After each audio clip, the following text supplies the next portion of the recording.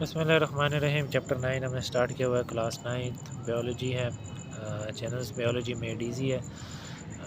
इसके last time काफ़ी हम कर चुके हैं। चैप्टर का प्लांट का मतलब काफ़ी सा हो चुका है। लास्ट टाइम आप देख सकते हैं क्या रीड किया था, वाटर एंड आयन अपटेक, और इसके बाद वाटर आयन अपटेक होते में ट्रांसपायरेशन है। सच ट्रांसपोर्ट में तो नहीं है, लेकिन ट्रांसपायरेशन मतलब एक तरह से इनडायरेक्टली इन्वॉल्व है ट्रांसपोर्ट। जब पानी रिलीज़ होता रहता है तो मतलब पीछे पानी की कमी होती रहती है, जिसकी वजह से पुल प्रोवाइड होती है और पानी प्लांट के ऊपर मूवमेंट करता है। तो ये भी ट्रांसपायरेशन भी हमें इस ट्रांसपोर्ट के चैप्टर में रीड करनी पड़ेगी। ट्रांसपायरेशन में होती क्या है कि लॉस ऑफ वाटर होता है surface of plant through evaporation में जब हीट मिलती है तो वो पानी को एवापोरेट होना, तो एवापोरेशन कहते हैं। तो एवापोरेशन के थ्रू जब वाटर लॉस होता है मतलब हीट के थ्रू, तो ट्रांसपायरेशन कहते हैं।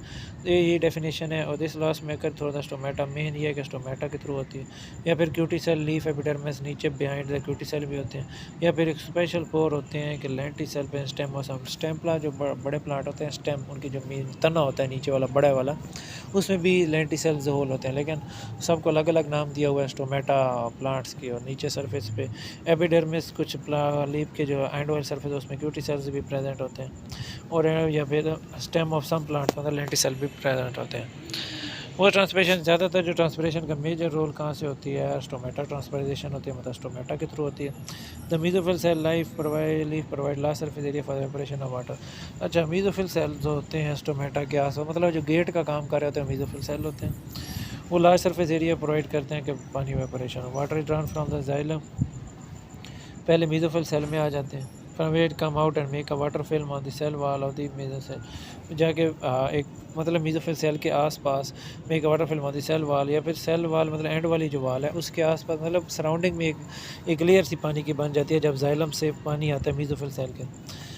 इसी तरह जब इसके आसपास एक लेयर सी बन जाती है, वाटर एवपोरेट हो जाता है into air of the air spaces of the leaves, जो स्पेसेस है लीफ में उसके थ्रू रिमूव हो जाता है। सेल के अंदर नहीं जाता, सेल वॉल ऑफ मीजोफिल के आसपास एक फिल्म बना लेते हैं।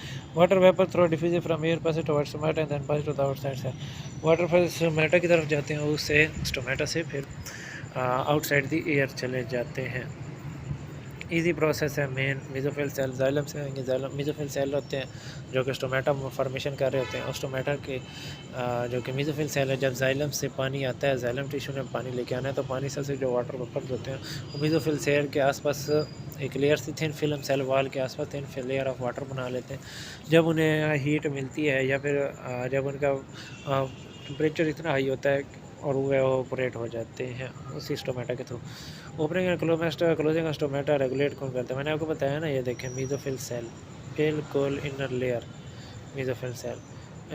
और इसके बाद आपको मैं ये डायग्राम एंड पे करेंगे। चलो, स्टोमेटा स्टोमेटा जो opening closing keep the stomata open day में यूजली ओपन रहते हैं, नाइट में बंद रहते हैं। क्यों रहते हैं ये भी आपको वजह मैं बताऊंगा। It is the responsibility of stomata to regulate transpiration with action of guard cell. अच्छा, गार्ड सेल जो से होते हैं भी मैं आपको दिखा देता हूँ। गार्ड सेल जो स्टोमेटा को ओपनिंग जो मेन गेट का काम होता है गार्ड सेल ही होते हैं। देयर टू गार्ड सेल, जो दो गार्ड सेल होते हैं, are attach to each other at their end, जो कि मतलब एंड पे अटैच होते हैं। मतलब ये है ना स्टोमेटा, ये सेल है एक, ये है, तो ये एंड पे दोनों अटैच होते हैं, ये बात हो रही है। और द इनर कनकेव साइड जो सी है guard cell that include stomata are thicker than the outer convex, जो इनर लेयर है वो थिक है, जो आउटर लेयर है वो थिन होगी। इसके बाद अगर आप देखें तो मैंने guard cell become get water they become turgid. अच्छा, जब इन गार्ड सेल में, इसी मैंने बात की कि जब गार्ड सेल में पानी आ जाता है तो टर्जिट मतलब वो अपना मतलब ऐसे टेढ़े हो जाते हैं। मैं आपको दिखाता हूँ, पहले ऐसे पड़े हैं सीधे, ये गार्ड सेल है। जो ही पानी आता है तो ये अपनी शेप मेंटेन कर लेते हैं, जिस तरह लीव थोड़ा सा शेप मेंटेन, जब ये शेप मेंटेन करते हैं तो क्या होता है, बीन शेप बन, बीन शेप मतलब यही वाली शेप। स्टोमेटा ओपन हो जाता है, स्टोमेटा ओपन, बात समझ आ रही है। पहले ऐसे होते हैं स्टोमेटा क्लोज, ना कोई शेप होती। जब इनमें पानी आता है तो ये इस तरह की शेप बना लेते हैं, जब इस तरह की शेप बनती है तो ये ओपनिंग सी काज हो जाती है।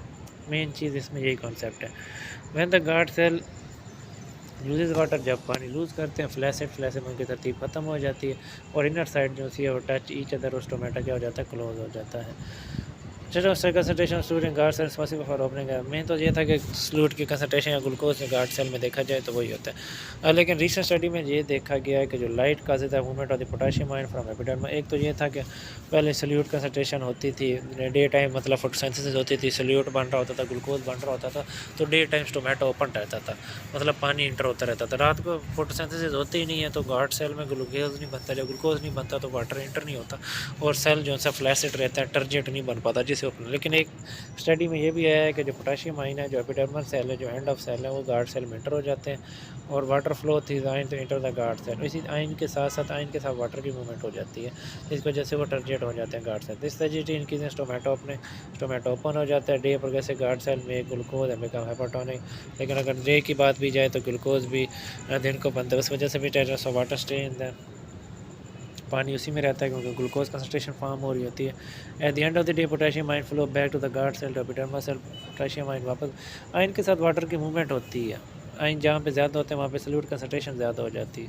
लेकिन रात को पोटेशियम आयन जब वापस फ्लो करते हैं एपिडर्मल सेल में तो ग्लूकोज भी लेवल भी फॉल हो जाता है और due to this water epidermal cell lose turgor ख़त्म हो जाता है, क्लोजर ऑफ स्टोमेटा हो जाता है। मेन ये है कि इसमें बाद जब पोटेशियम सेल होते हैं, पोटेशियम आयन जो से होते हैं एपिडर्मल लेयर, मैंने आपको बताया एंडोइड लेयर है, उससे वो स्टोमेटा में जाते हैं। जब आयन जाके फ्लो करते हैं तो वाटर की मूवमेंट भी साथ होती है, वाटर की मूवमेंट साथ होती है तो आयन जो से ग्लूकोज फार्मेशन पहले की हुई पड़ी होती है तो सेल टर्गर हो जाता है, टर्जेट हो जाता है, टर्जेट हो गया बीन शेप लेता है, बीन शेप लेने से स्टोमेटा ओपन हो जाता है। लेकिन रात को क्या होता है, पोटेशियम आयन वापस फ्लो कर जाता है एपिडर्मल लेयर सेल में। एपिडर्मल मैंने बताया एंड वाली लेयर होती है और कंसनट्रेशन ऑफ ग्लूकोज रात को वैसे गिर जाता है क्योंकि फोटोसिंथेसिस नहीं हो रही होती, इस वजह से जो से है टर्गर प्रेशर ख़त्म हो जाता है या टर्जिडिटी ख़त्म हो जाता है, सेल फ्लैसिड हो जाता है और इनर लेयर ऑफ जो स्टोमेटा की है वो क्लोज होके स्टोमेटा क्लोज हो जाता है।